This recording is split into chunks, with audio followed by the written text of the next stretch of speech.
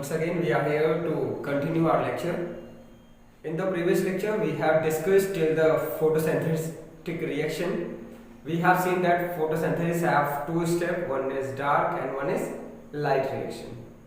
Clear? So further we will move towards the leaf. So we have studied till now nutrition in plant, further the process of photosynthesis, and we also seen that the reaction of the photosynthesis. Further we have discussed about the xylem and phloem, and at last we have discussed the photosynthetic reaction have two steps, one is dark reaction and one is light reaction. Clear? Now today we will discuss about the leaf.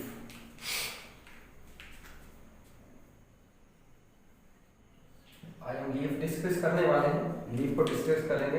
हालांकि this is a basic thing, आप लोग पहले की classes में पढ़ चुके हैं, 5th class में आपको पढ़ाया जा चुका है, 6th में भी पढ़ाया जा चुका है. तो एक बार जल्दी से ओवरव्यू करेंगे, ठीक है, लीफ का. फिर फर्दर लीफ में पढ़ेंगे चीज़ें. अगर लीफ की बात करें तो लीफ में कुछ स्ट्रक्चर्स देखते हैं, उन स्ट्रक्चर्स की बात कर लेते हैं. तो इस पूरे को मिला के हम लीफ बोलते हैं. लीफ को जब जहाँ से लीफ जुड़ा होता है स्टेम से, इस पार्ट को हम बोलते हैं लीफ बेस. क्या बोलते हैं? Leaf base. और ये जो स्टॉक है इसको बोलते हैं पेटियोल. और ये जो एक्सपोज पार्ट है इसको बोलते हैं हम लीफ ब्लेड, या फिर इसको हम लेमाइना के नाम से भी जानते हैं. ठीक है, तो लीफ के पार्ट कौन कौन से होते हैं? जहां से अटैच होगा स्टेम के अंदर उसे क्या बोलेंगे? Leaf base. बाकी पेटियोल, और ये क्या होगा? लेमाइना, या फिर इसका एक नाम और होता है लीफ ब्लेड होता है. Further if we see inside the leaf blade then we can see here this is a prominent midrib. यहाँ देखो तो एक प्रोमिनेंट रिब होता है, इसको हम क्या बोलते हैं? Mid rib. मिड रिब है, ठीक है. एक प्रोमिनेंट थिक वेन बोल दो तो वो क्या होता है? मिड रिब कहलाता है. फर्दर फिर छोटे छोटे वेन्स निकले होते हैं, ठीक है, इनको बोलते हैं वेन्स. तो मिड रिब से छोटे छोटे क्या निकले होते हैं? वेन्स निकले होते हैं. फर्दर अगर वेन से देखोगे तो यहाँ से इसके फर्दर वेन से छोटे छोटे पार्ट्स निकले होंगे, ठीक है. हाँ, तो इसको क्या बोलेंगे? वेन. वेन से निकला ना, तो वेन. और जब भी चीज किसी चीज से छोटी होती है तो आगे लेट लगा देते हैं. तो वेन से निकला यार कि वेन से छोटी होगी, तो वेन से निकला वेन, आगे लगा देंगे लेट, तो इसका नाम क्या हो जाएगा? Veinlet. ठीक है, तो ये क्या होती है? Veinlets. और ये वेन है और ये है वेट. तो ये सारी चीजें होती है क्या? लेमाइना के अंदर. अब देखो जो लीफ है ये दो तरीके की हो सकती है. किसके बेसिस पे? इस वेन और वेनलेट्स के अरेंजमेंट के बेसिस पे. वेन और वेनलेट्स के अरेंजमेंट के बेसिस पे लीफ दो तरीके की हो सकती है. ठीक है, पहले हम देख लेते हैं फिर डिस्कस करेंगे. देखो ये एक लीफ है, दिख रहा होगा, ये यहाँ पे स्वेलन पार्ट है, ये क्या कहलाएगा? लीफ बेस कहलाएगा. ठीक है, इसके बाद ये जो स्टॉक दिख रहा है जो कि लीफ बेस और पेटियोल को जोड़ रहा है, मतलब लीफ बेस और पेटियोल को जोड़ रहा है, सॉरी लीफ बेस और लीफ ब्लेड को जोड़ रहा है, इसे क्या बोलेंगे? पेटियोल. फर्दर ये जो एक्सपोज पार्ट है यहाँ से लेके यहाँ तक, ये क्या कहलाएगा? लेमाइना. अगर ध्यान से देखें तो अगर इसको सीधा करूँ तो इसमें देखो ये बीच में थिक दिख रहा है मिड रिब. फर्दर ये छोटे छोटे दिख रहे हैं, मिड रिब से निकला हुआ, ये क्या कहलाएगा? वेन. और वेन से देखोगे तो फर्दर छोटे छोटे दिख रहे होंगे, ये देखो यहाँ से वेन से फर्दर छोटा छोटा दिख रहा है, ये क्या कहलाएगा? वेन लेट्स कहलाएगा. बात क्लियर हो रही? हाँ, तो वेन और वेनलेट्स के अरेंजमेंट के बेसिस पे लीफ दो तरीके की होती है. तो on the basis of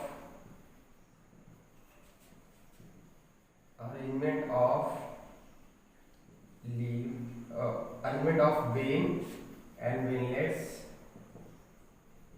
leaf दो तरीके की होती है. एक कहलाती है पैरेलल लीफ और दूसरी कहलाती है आपकी रेटिकुलेट. ऐसी लीफ जिसमें पैरेलल वेनेशन हो और दूसरी ऐसी लीफ जिसमें रेटिकुलेट वेनेशन होता है. अब देखो वेन और वेनलेट्स के अरेंजमेंट को ही वेनेशन बोलते हैं. जैसे मैंने बोला, या तो लीफ के अंदर पैरेलल वेनेशन होगा या तो रेटिकुलेट वेनेशन होगा.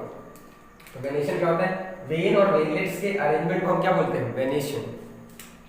तो arrangement of vein and veinlets inside the lamina is known as venation.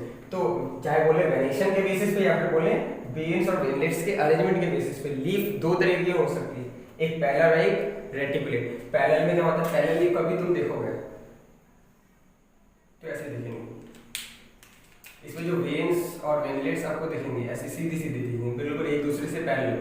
और ये वर्ड आप लोग मैथ्स में पढ़ते हो, पैरेलल मतलब क्या होता है, एक दूसरे से क्या हो, सेम डिस्टेंस पे हो, मतलब चाहे जितना डिस्टेंस यहाँ होगा उतना ही डिस्टेंस यहाँ होगा लाइन में, इसे क्या बोलेंगे, पैरेलल लाइन। जैसे ये लाइन है, एक दूसरे के पैरेलल है, एक दूसरे क्या है पैरेलल, जितना डिस्टेंस यहाँ उतना डिस्टेंस यहाँ, ठीक है। तो ये पैरेलल, तो इसमें वेन्स और वेनलेट्स का एलिमेंट पैरेलल हो, पैरेलल लीफ कहलाएगा या पैरेलल वेनेशन कहलाएगा।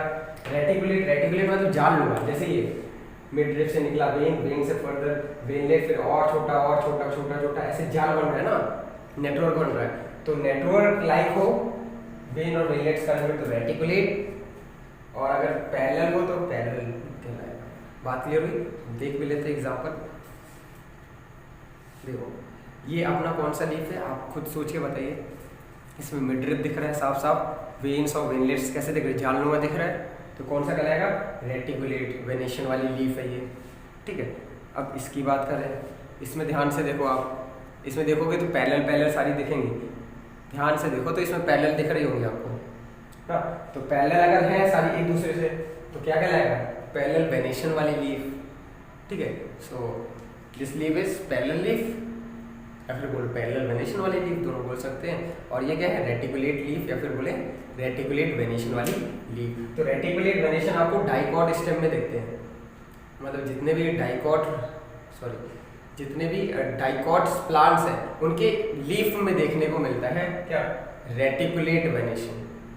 क्लियर हो रहा है? हाँ, तो जैसे डाइकॉट मतलब जितने भी प्लांट हैं जिनके सीड दो पार्ट में ब्रेक हो जाए, समझा, दो चैम्बर हो इनके सीड में, वो क्या कर लेंगे, डाइकॉट। जैसे मैंगो है, मैंगो क्या होता है, बड़ा होता है, मतलब मैंगो जो अभी खा रहे हो उसका तो नहीं निकल रहा, जो छोटा वाला प्लांट निकला होता है उसको देखो तोड़ो दो पार्ट में टूट जाता है, ठीक है। उसके साथ साथ चना है, चने भी दो पार्ट में टूट जाते हैं, ठीक है। नीम है, और जितनी भी प्लांट्स हैं वो सारे क्या, जितने भी हाइयर प्लांट हैं लगभग सारे क्या होते हैं, डाइकॉट। और लगभग सबके अंदर क्या पाया जाता है, रेटिकुलेट। जितने भी छोटे हर्ब टाइप के प्लांट्स हैं उसमें क्या पाया जाता है, पैरेलल वेनेशन, जैसे गेहूँ, चावल, ग्रासेस, ठीक है, इन सब में क्या पाया जाता है, पैरेलल वेनेशन पाया जाता है। बात क्लियर हुई? तो मोनोकॉट में पैरेलल वेनेशन और डाइकॉट में रेटिकुलेट वेनेशन प्रेजेंट होता है, ठीक है। कुछ एक्सेप्शन है, वो हायर क्लासेस में आप पढ़ेंगे, एक दो है, अभी उस पर हम चर्चा नहीं करने वाले। बस इतना याद रखो, पैरेलल वेनेशन और रेटिकुलेट वेनेशन की लीफ का मतलब क्या होता है। बात क्लियर? देख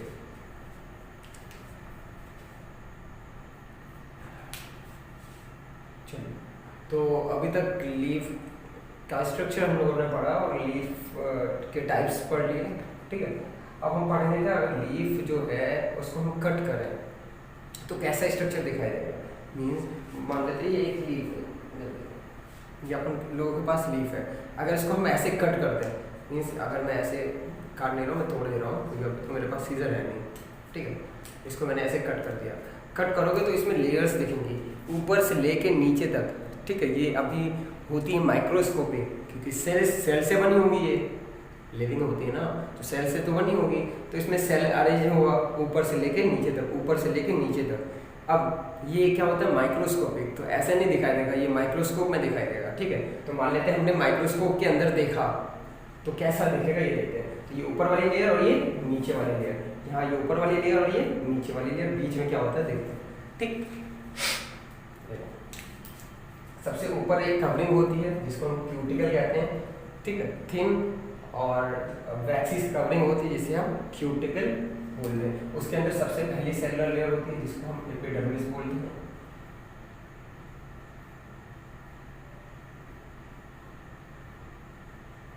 ठीक है।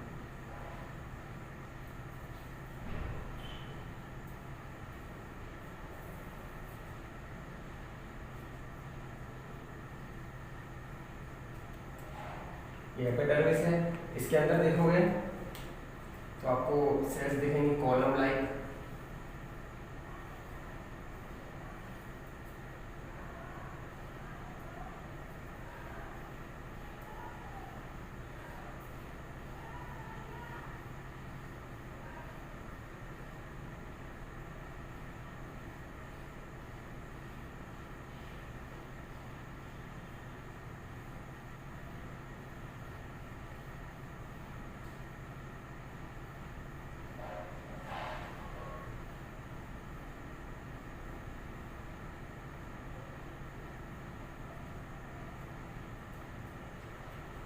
ये कॉलम लाइक आपको सेल्स दिखेंगे, ठीक है।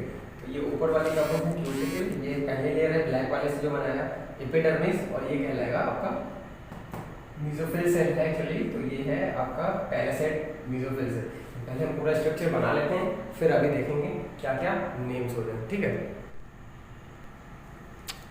चलो देखिए, अब जब हमने बताया कि लीफ को अगर कट करेंगे तो कुछ अगर बड़ा करके देखेंगे, जूम करके देखेंगे, ठीक है, तो कुछ ऐसा स्ट्रक्चर आपको दिखाई देगा। अब देखो जो लीफ होती है वो देखोगे तो थोड़ा सा चमकीली आपको दिखाई देती है।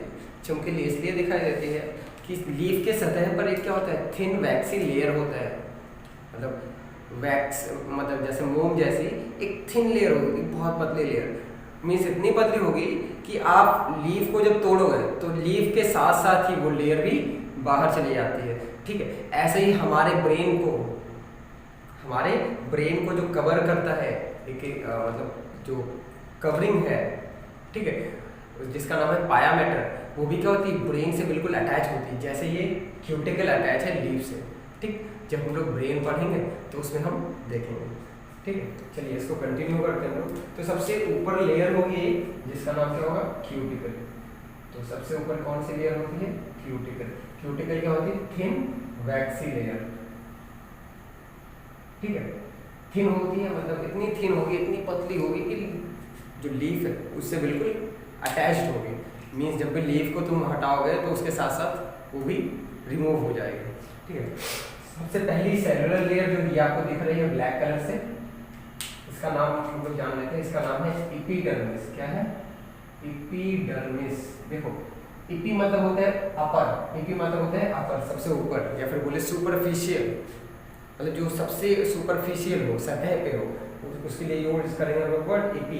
डर्मिस मतलब होता है लेयर या फिर बोले स्किन, जैसे हमारी ये सबसे ऊपर वाली सतह है तो इसे इसको भी क्या बोलेंगे, एपिडर्मिस, ठीक है। तो ऐसे ही जो सबसे पहले लेयर ये भी कहलाएगी एपिडर्मिस। तो ऊपर से देखोगे तब भी एपिडर्मिस मिलेगा, नीचे से देखोगे तब भी, मतलब यहाँ तक आओगे तो मतलब इस गोले तक ऐसे ऐसे ऐसे बढ़ोगे यहाँ तक, ठीक है।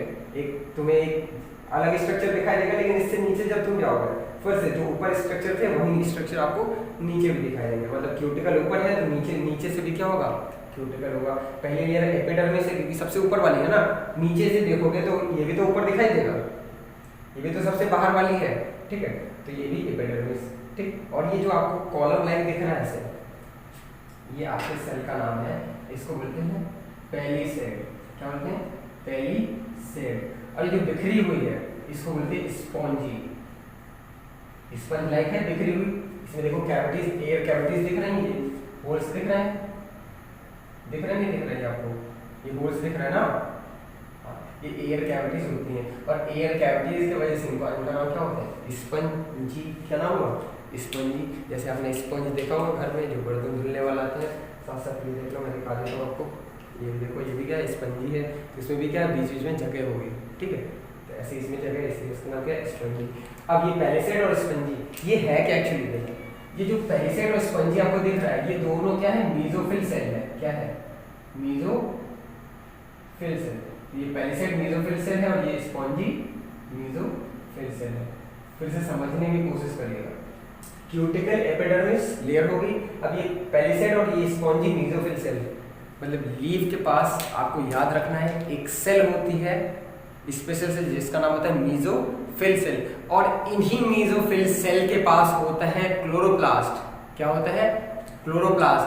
और इन क्लोरोप्लास्ट के अंदर भरा होता है क्लोरोफिल। तो इन्हीं मेसोफिल सेल की वजह से पत्तियां कैसे दिखती हैं, ग्रीन। सबसे पहले लेक्चर में जो जनरल वाला न्यूट्रिशन वाला बताया था उसमें बताया था ये बात, ठीक है।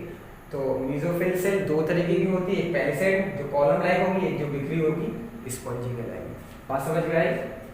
और इन्हीं मेसोफिल सेल के अंदर होता है क्लोरोप्लास्ट, क्लोरोप्लास्ट के अंदर क्लोरोफिल। तो एक सीक्वेंस बना लो, लीफ के अंदर जब काटोगे कौन सा सेल, मेसोफिल सेल।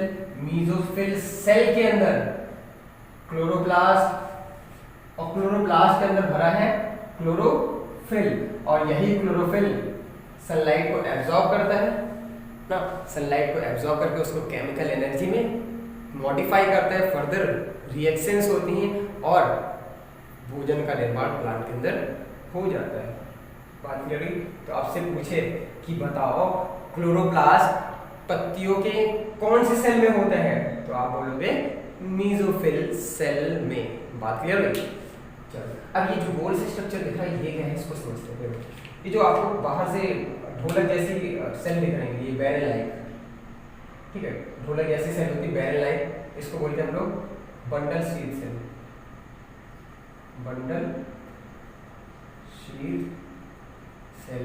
अब इसका मतलब क्या है बंडल शीथ सेल का मतलब? देखो दो वर्ड मैंने पढ़ाए थे इसके पहले वाले लेक्चर में, जाइलम और फ्लोएम ना। जाइलम वाटर का ट्रांसपोर्टेशन करेगा, फ्लोएम फूड का करेगा, ठीक है। जाइलम और फ्लोएम कैसे होते थे? ट्यूब जैसे होते थे, और बंडल में होते थे, एक या दो नहीं होते, बहुत सारे ट्यूबों का क्या होता है, बंडल होता है, ठीक है। तो जाइलम और फ्लोएम क्या है? ट्यूब्स के बंडल है, ठीक है। अब ट्यूब्स को हम वेसल्स भी बोलते हैं, क्या बोलते हैं? वेसल्स नाम से भी जान, ट्यूब जो है इसको हम वेसल भी बोलते हैं,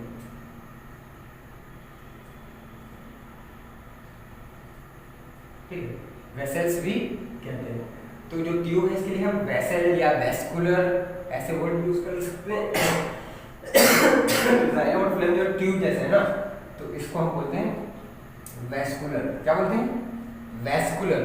आगे बात करें, ये कैसा होता है? इनका बंडल होता है, तो इन दोनों को हम कभी कभी ऐसे ही बोलते देते हैं वेस्कुलर बंडल। तो अगर कोई कहे वेस्कुलर बंडल है तो समझ जाना किसकी बात कर रहे हैं, जाइलम और फ्लोएम दोनों को मिला के बोल रहा है, ठीक है। यानी कि जाइलम और फ्लोएम जो भी कंडक्टिंग टिश्यू है, कंडक्टिंग टिश्यू मतलब जो भी ट्रांसपोर्ट करने वाले टिश्यू है, उनको हम क्या वेस्कुलर बंडल के नाम से भी जानते हैं। वेस्कुलर मतलब वेसल्स जैसे होंगे जो कंडक्ट करेंगे, मतलब ट्रांसपोर्ट करेंगे चीज़ों का, बंडल मतलब झुंड में होंगे पूरे, ठीक। तो यहाँ पे ये वर्ड देखो क्या लिखा है, बंडल। वेस्कुलर गायब हो गया क्योंकि नाम बड़ा हो जाता है, तो बंडल। शीथ मतलब होता है कवरिंग, शीथ मतलब कवरिंग। तो वेस्कुलर बंडल के चारों तरफ ऐसी सेल्स जो कवरिंग बना रहे हैं उन्हें क्या बोलेंगे? Bundle sheath cell. क्या कहेंगे? Bundle sheath. तो इस पूरे कवरिंग को कहेंगे बंडल शीथ, मतलब वेस्कुलर बंडल के चारों तरफ जो कवरिंग है कहलाएगी बंडल शीथ। शीथ मतलब कवरिंग, और जो सेल्स हैं इनको क्या बोलेंगे? Bundle sheath cell. तो जो बंडल शीथ कवरिंग बना रहे हैं उन्हें क्या बोलेंगे? बंडल शीथ वाली सेल, तो मतलब बंडल शीथ सेल। बात क्लियर हुई? अब देखो ये जो स्ट्रक्चर दिख रहा है, यानी कि अगर ये यहाँ देखो नाम क्या, बंडल शीथ सेल, मतलब ये बंडल शीथ को कवर कर रहा है, और सॉरी बंडल को कवर कर रहा है। बंडल क्या है? Vascular bundle. और वेस्कुलर बंडल क्या क्या होता है? जाइलम और फ्लोएम। मतलब ये जो स्ट्रक्चर्स दिख रहे हैं ये जाइलम और फ्लोएम हो गए। तो जो आपको ब्लैक वाला दिख रहा है ये है जाइलम, ये क्या है? जाइलम। और जो ये दिख रहा है ये आपका क्या है? फ्लोएम।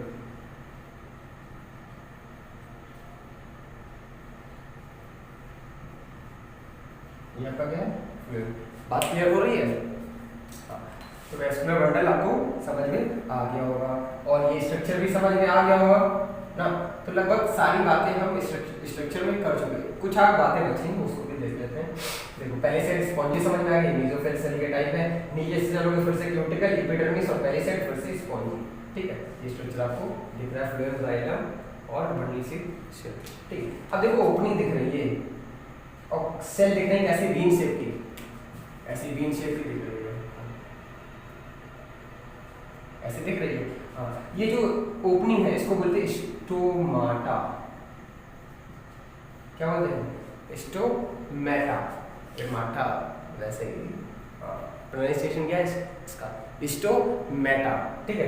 ये जो स्टोमेटा आपको दिख रहा है इसका फंक्शन क्या होता है पत्तियों में? इसका फंक्शन होता है एक्सचेंज ऑफ गैसेस में। मीन जैसे हमारा नोज है ऐसे इनके पास क्या स्टोमेटा है, स्टोमेटा हेल्प करता है व्हाट? एक्सचेंज ऑफ गैसेस में। इसके साथ साथ वाटर जो भी जाइलम से पानी आएगा, ठीक है, कुछ मतलब मीजोफिल के द्वारा यूज कर लिया जाएगा, बाकी एक्स्ट्रा वाटर वेपर के फॉर्म में स्टोमेटा से बाहर चला आता है। जैसे यहाँ जाइलम है, जाइलम पानी ऐसे निकालेगा, जैसे ट्यूब जैसा होगा ना, पूरा ऐसे ट्यूब जैसा होगा, तो ट्यूब से पानी निकल के जाएगा, कुछ मीजोफिल से ले लेगी, कुछ स्पॉन्जी, बाकी जो पानी बचा रहेगा ऐसे कैविटी के थ्रू यहीं पे स्टोर हो जाएगा। जब भी स्टोमेटा ओपन होगा वाटर वेपर के फॉर्म में इवापोरेट कर जाएगा, वेपराइज हो जाएगा स्टोमेटा के थ्रू, और स्टोमेटा के थ्रू वाटर का वेपर फॉर्म में बाहर निकलना कहलाता है ट्रांसपायरेशन। क्या कहलाता है?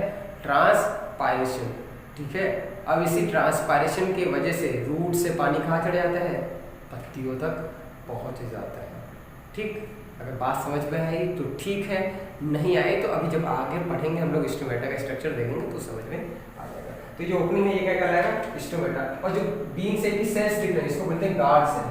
क्या बोलते हैं, गार्ड सेल। देखो गार्ड सेल क्यों कहते हैं, ऐसी सेल जो स्टोमेटा को गार्ड करता है, मतलब स्टोमेटा की देखभाल करेगा कि स्टोमेटा खुला है कि बंद है। अगर गार्ड सेल बिल्कुल एक दूसरे से चिपक जाएंगे तो स्टोमेटा बंद, खुल मतलब सिकुड़ जाएंगी, एक दूसरे से दूर हो जाएंगे तो स्टोमेटा ओपन, तो आसानी से गैसेस का एक्सचेंज हो सकता है। अब स्टोमेटा की बात करें तो स्टोमेटा क्या होता है, देखो कहाँ में बना है,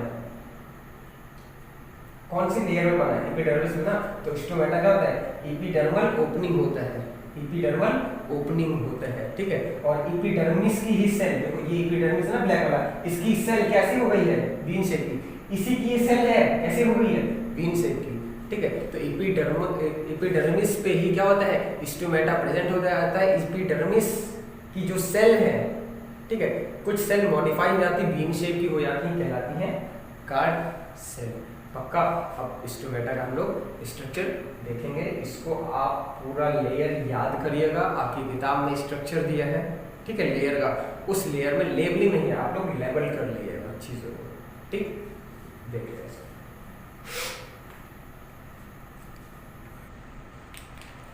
चलिए अब हम देखेंगे क्या स्टोमेटा का स्ट्रक्चर। देखो ये जो ओपनिंग है अभी मैंने बताया, इसको क्या बोलते हैं हम लोग, स्टोमेटा बोलते हैं। क्लियर। स्टोमेटा में क्या होती है, दो सेल्स होती है बीन शेप की, जिसको हम क्या बोलते हैं, गार्ड सेल। क्या बोलते हैं, गार्ड सेल। अच्छा ये बताओ गार्ड सेल कहाँ पे थी, आपको एपिडर्मिस वाली लेयर में दिख रही थी, तो एपिडर्मिस वाली सेल्स को हम क्या बोलेंगे, एपिडर्मल सेल। कौन सी सेल होगी, एपिडर्मल सेल, मतलब एपिडर्मिस में जो सेल्स होंगी उन्हें क्या बोलेंगे, एपिडर्मल सेल। पूरी लेयर को एपिडर्मिस बोलेंगे, तो सेल जो होगी वो क्या कहलाएगी, एपिडर्मल सेल। तो इसके चारों तरफ एपिडर्मल सेल होंगी और ये क्या होगी, गार्ड सेल। क्लियर। अब गार्ड सेल में आपको क्या दिख रहे होंगे, माइक्रोफैब्रिल दिख रहे होंगे, मतलब फाइबर्स दिख रहे होंगे। देखो ये धागे दिख रहे होंगे, थ्रेड टाइप धागे होते हैं, रेडियली होते हैं। अब इन्हीं धागों की मदद से ही क्या होता है, जो गार्ड सेल है ये ओपन होता है। कैसे होता होगा सुनो, देखो ये अपना क्या है, अपना गार्ड सेल है। ठीक है, अब गार्ड सेल में होता क्या है, धागे लगे होते हैं, एक अंदर वाली लेयर आपको दिख रही होगी और एक बाहर वाली। तो अंदर लेयर जो होती है ये क्या होती है, थिक होती है, बाहर वाली क्या होती है, बाहर वाली थिन होती है। तो होता क्या है, जब फाइबर्स जुड़े होते हैं, तो फाइबर्स होता क्या है, जब भी क्या होता है, डे टाइम होता है, डे टाइम में स्टोमेटा जनरली खुलता है, दिन के समय ज्यादातर स्टोमेटा आपको दिन के समय ही ओपन मिलते हैं। ठीक है, कुछ स्टोमेटा है जो रात के समय खुलते हैं, उनको बोलते हैं स्कॉटो स्टोमेटा, जैसे कि एलोवेरा में देखने को मिलता है। तो एलोवेरा में स्टोमेटा रात के समय खुलता है, बाकी सारे प्लांट्स में लगभग दिन के समय स्टोमेटा ओपन होता है। ठीक है, तो जब दिन का समय होगा तो होता क्या है, ये जो गार्ड सेल है आपको हरी दिख रही है, हरी का मतलब इनके पास क्या होगा, क्लोरोप्लास्ट होगा, इसमें भी क्लोरोफिल होता है। देखो एपिडर्मल सेल में तो क्लोरोप्लास्ट नहीं होता है, एपिडर्मल सेल के किसी भी सेल में क्लोरोप्लास्ट नहीं होता है, लेकिन गार्ड सेल ऐसी एपिडर्मल सेल है जिसके पास क्लोरोप्लास्ट होता है। गार्ड सेल भी एपिडर्मिस में ही तो थी ना, और एपिडर्मिस कैसे बनाया था, ब्लैक से, ब्लैक से मतलब उसके पास क्लोरोप्लास्ट नहीं होगा। लेकिन गार्ड सेल को मैंने ग्रीन से बनाया, इसका मतलब आप समझ जाइए इसके पास क्लोरोप्लास्ट होगा, उसमें क्या बना होगा, क्लोरोफिल। अब देखो जो गार्ड सेल है इसके पास क्लोरोप्लास्ट क्यों होता है, क्लोरोप्लास्ट इसलिए होता है जब दिन का समय आता है, सनलाइट पड़ती है, तो इसके अंदर क्या बनते हैं, केमिकल एनर्जी के फॉर्म में केमिकल्स का फॉर्मेशन हो जाता है, मतलब केमिकल एनर्जी के फॉर्म में मतलब सब्सटेंसेस बन जाते हैं। ठीक है, जब भी फोटोसिंथेसिस होता है, सनलाइट पड़ती, फोटोसिंथेसिस होता है, तो क्या बनता है, सबसे पहले सनलाइट को केमिकल एनर्जी में कन्वर्ट करते हैं ना, ATP NADPH2 बनाते हैं डार्क रिएक्शन में, सॉरी लाइट रिएक्शन में पढ़ा था ना। तो इसमें क्या होगा, वो पहले फोटोसिंथेटिक रिएक्शन चलेगी, फोटोसिंथेटिक रिएक्शन चलेगी तो इसके अंदर खाना बनने लगेगा, खाना बनेगा तो बाहर से पानी इसके अंदर आके भर जाएगा। जैसे ही खाना बनने लगेगा इसके अंदर, जो अंदर बैठा पानी है इसके अंदर खटाक से क्या हो जाएगा, फिल हो जाएगा। फिल क्यों हो जाएगा, क्योंकि इसके अंदर क्या, पानी की कमी, जब कहीं भी खाना आप स्टोर करोगे तो ऑटोमेटिक पानी की कमी हो जाती है। जैसे आप जब खाना खाते हो तो प्यास लगती नहीं लगती है, ऑफ कोर्स लगती है, क्योंकि ऑस्मोलैरिटी चेंज हो जाती है। जैसे ही खाना खाते हो तुम तो क्या हो जाता है, कंसंट्रेशन ग्रेडियंट बढ़ जाता है, मतलब आपका कंसंट्रेशन बढ़ गया, पानी की ज़रूरत पड़ती है। ठीक है, तो ये सब हायर क्लासेस में आप पढ़ोगे। ठीक है, कंसंट्रेशन ग्रेडियंट ये सब क्या होता है। लेकिन अभी जनरल से आपको याद रखें, जैसे हम खाना खाते प्यास लगती है, ऐसे जब सनलाइट पड़ी होगी इसके अंदर खाना बना होगा तो इसको भी प्यास लगी होगी। पानी अंदर का कुछ पानी जो स्टोर अंदर भरा रहा होगा इसके पास जाएगा, जब इसमें पानी जाएगा तो ये फूलेगा नहीं फूलेगा, फूलेगा। ठीक है, ऐसे था तो पानी इसके अंदर खाना बना, पानी भरने लगा तो ये क्या हो गया, ओपन ऐसे फूल जाएगा। ठीक है, फूलेगा कैसे, जैसे इससे पानी भराएगा ये जो थ्रेड है ये ऑटोमेटिक क्या हो जाएंगे, खिंच जाएंगे, ऑटोमेटिक अंदर वाली लेयर को खींचने लगेंगे, खिंच जाएंगे। और जैसे ही खींचेंगे ये बाहर की तरफ भागने लगेगा। ठीक है, बाहर की तरफ भागेगा, ये जो स्टोमेटल ओपनिंग है ये खटाक से ओपन हो जाएगी और जो पानी अंदर का है वो बाहर जाने लगेगा वेपर फॉर्म में। इसको बोलते हैं ट्रांसपायरेशन। साथ साथ गैसें जो है, कार्बन डाइऑक्साइड बाहर से अंदर आएगा, ऑक्सीजन अंदर से बाहर जाएगा। ठीक है, तो स्टोमेटा इसमें किसमें हेल्प करता है, पहला गैसेस एक्सचेंज, दूसरा ट्रांसपायरेशन।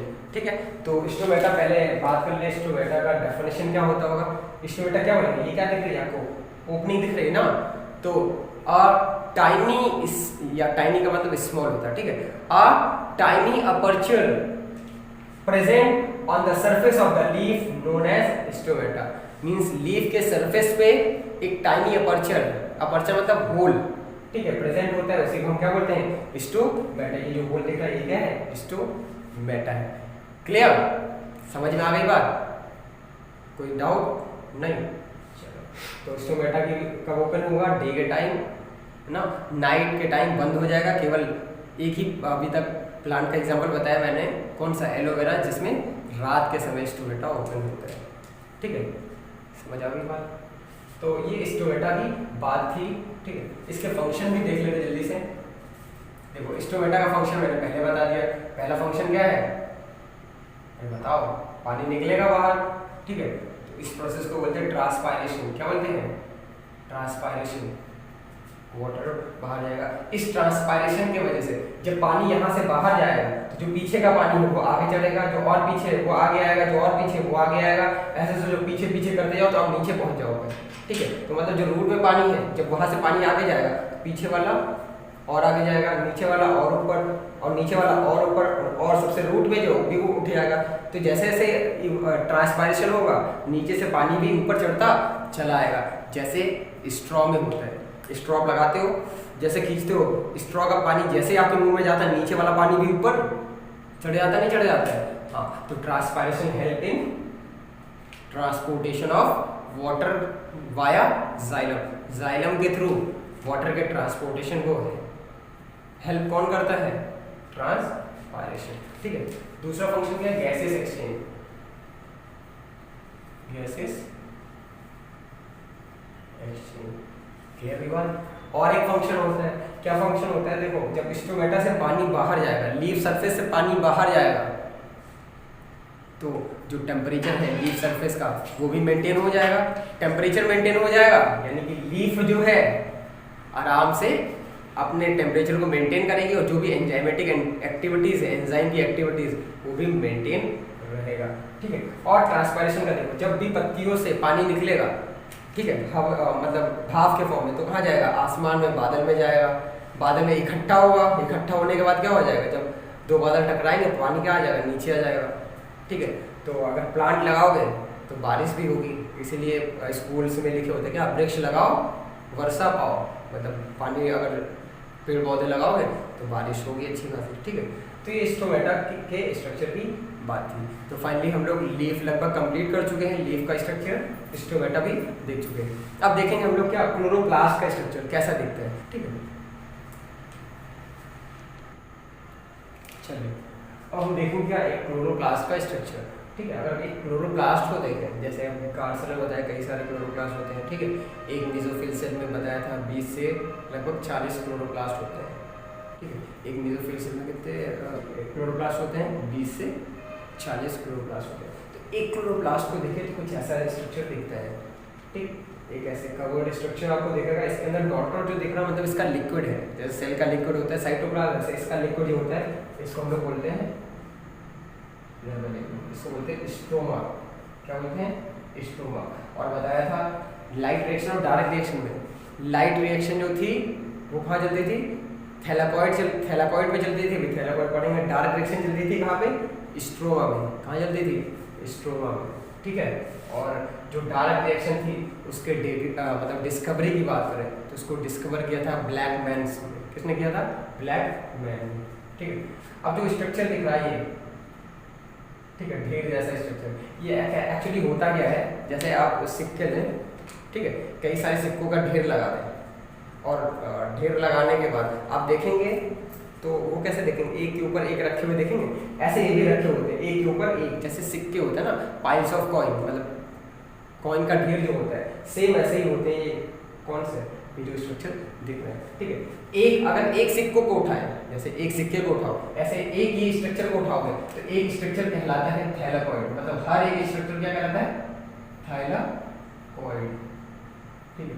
तो हर एक जो भी स्ट्रक्चर है वो क्या कहलाएगा? थैलाकॉइड। ऐसे ही हर एक सिक्के को उठाओगे, जैसे सिक्का, अगर सिक्के में देखो तो हर एक सिक्के को उठाओ, उसको क्या बोलोगे? थैलाकॉइड। अगर पूरे झुंड को, सिक्के का जो पूरा क्या है लेयर है, ठीक है, जो एक के ऊपर एक रखा गया है, उसको हम बोलेंगे क्या? सिक्कों का ढेर। ऐसे ही थैलाकॉइड के ढेर को हम लोग बोलते हैं, थैलाकॉइड के कलेक्शन को हम लोग क्या बोलते हैं? बोलते हैं ग्रेना। क्या बोलते हैं?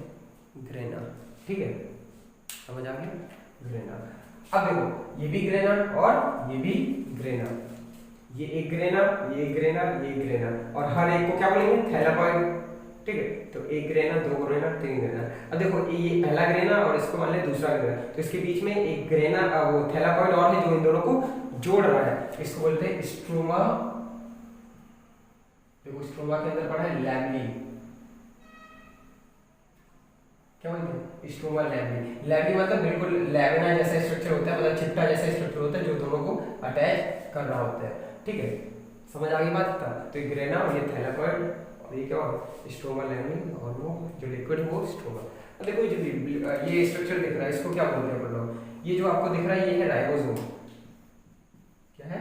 राइबोसोम। और राइबोसोम किस में हेल्प करता है? Ribosome help in protein synthesis, protein बनाने में हेल्प करता है। इसीलिए राइबोसोम को हम क्या बोलते हैं? प्रोटीन फैक्ट्री भी बोलते हैं। यही प्रोटीन बनाता है ना, तो राइबोसोम को हम क्या बोलते हैं? फैक्ट्री ऑफ प्रोटीन, ठीक है। ये जो रेड कलर का स्ट्रक्चर आपको दिखाई दे रहा है, इसको अपन लोग बोलते हैं क्या? डीएनए। तो मींस एक तो सेल के अंदर, न्यूक्लियस के अंदर डीएनए होता है, साथ साथ क्लोरोप्लास्ट के अंदर भी क्या होता है? डीएनए। सेल के अंदर भी डीएनए, क्लोरोप्लास्ट के अंदर भी डीएनए। मतलब क्लोरोप्लास्ट का अपना डीएनए होता है, सेल का तो डीएनए है ही है, साथ साथ जो क्लोरोप्लास्ट में जो भी प्रोटीन सिंथेसिस होगी, जो भी फंक्शन करना होगा क्लोरोप्लास्ट को, उसका एक खुद का डीएनए होता है, उसी में पूरा सिग्नल कोडेड रहता है, ठीक है। उसी के अंदर इनकोडेड रहता है पूरा सिग्नल, कैसे क्या क्या फंक्शंस कर रहे हैं। बात समझ में आई? तो इसका डीएनए कैसे दिख रहा है? सर्कुलर होता है और सिंगल होता है। सिंगल सर्कुलर डीएनए पाया जाता है किसमें? क्लोरोप्लास्ट के अंदर। राइबोसोम हो गया, स्ट्रोमा और ग्रेना, थैलाकॉइड। अगर एक थैलाकॉइड को देखें तो कैसा दिखता होगा? देखो थैलाकॉइड को तो ऐसे बना दिया मैंने, अभी सिक्के को देखोगे तो सिक्का थोड़ा मोटा दिखेगा, ऐसे थैलाकॉइड भी मोटा दिखेगा, डबल लेयर होता है। थैलाकॉइड को भी क्या होता है? Double layer. उसमें तो सिंगल बनाया, डबल बनाता तो थोड़ा हॉचपॉच हो जाता है। अगर इसको अलग उठा के देखो, जैसे क्लोरोप्लास्ट मेसोफिल सेल से निकाला, ऐसे थैलाकॉइड को निकाल के देखिए तो देखो बीच में खाली जगह दिखेगा, इसको बोलते हैं ल्यूमेन। ल्यूमेन मतलब होता है खाली जगह, ठीक है। ये जो मेम्ब्रेन दिख रहा है, मेम्ब्रेन मतलब जो भी कवरिंग दिख रही है, ठीक है, इसके बीच में स्पेस दिख रहा है, इसी पे होता है क्या आपका? क्लोरोफिल। इसी पे क्या होता है? क्लोरोफिल। इसे क्या बनाता है? क्लोरोफिल।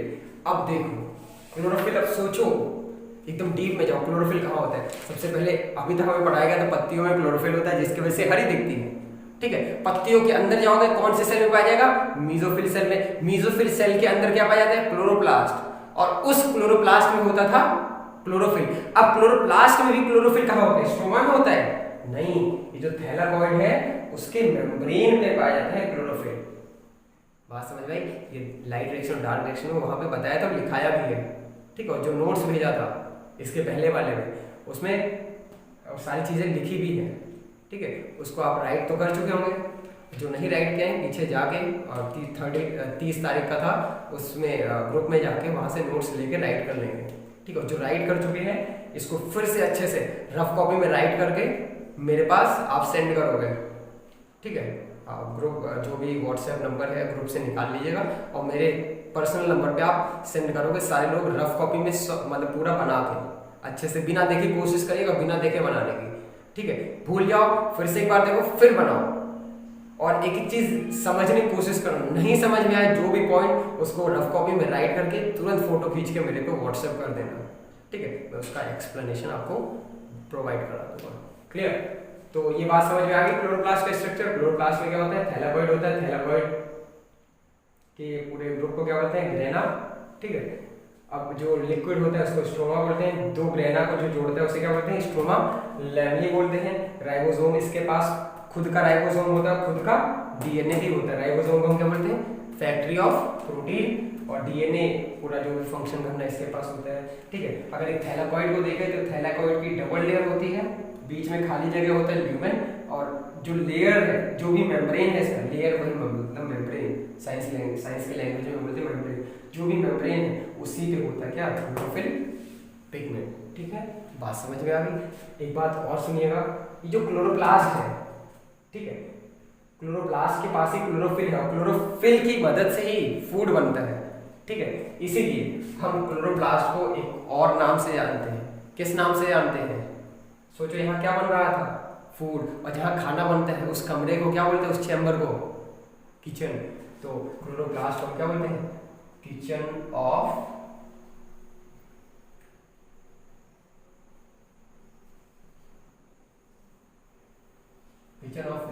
लीफ ना लिख के आप लिख लो सेल। सेल के अंदर पाया जाता है ना, किचन ऑफ सेल। तो सेल का किचन कौन है, क्लोरोप्लास्ट। और किचन ऑफ प्लांट कौन है, प्लांट पार्ट में कौन खाना बनाता है, लीफ। तो प्लांट बोला जाए किचन ऑफ प्लांट तो लीफ बताओगे, बोला जाए किचन ऑफ सेल क्योंकि और डीप में जाके पूछ रहा है ना, तो आपको डीप में जाके आंसर देना है। क्या कहोगे, क्लोरोप्लास्ट। तो chloroplast is also known as kitchen of cell. बात क्लियर हुई। और राइबोसोम को क्या बोलते हैं, फैक्ट्री ऑफ प्रोटीन। पक्का? तो ये सारी बातें किसकी, लीफ की और फोटोसिंथेटिक रिएक्शन की। जो भी डायग्राम्स आपके किताब में बने हैं ये बना होगा। ठीक है, डायग्राम उसमें लेवल कर दिएगा जो भी चीज़ लेवल नहीं है, और कोशिश करिएगा जो पिछला लेक्चर था जो भी आपने राइट किया है उसको रीड करके इससे आपको क्या करना है, बिल्कुल मीन्स कंपेयर करना है, चीज़ों को देखना है कि कौन सी चीज़ हम भूल चुके हैं, कौन सी नई अभी बताई गई। ठीक है, सारी चीज़ों को आपको अच्छे से रीड करना है। ठीक, तो ये पहले पार्ट की बात थी। तो आज का फर्स्ट पार्ट यहीं पे कंप्लीट होता है। अब सेकेंड पार्ट आपको लगभग 2 घंटे बाद मिलेगा।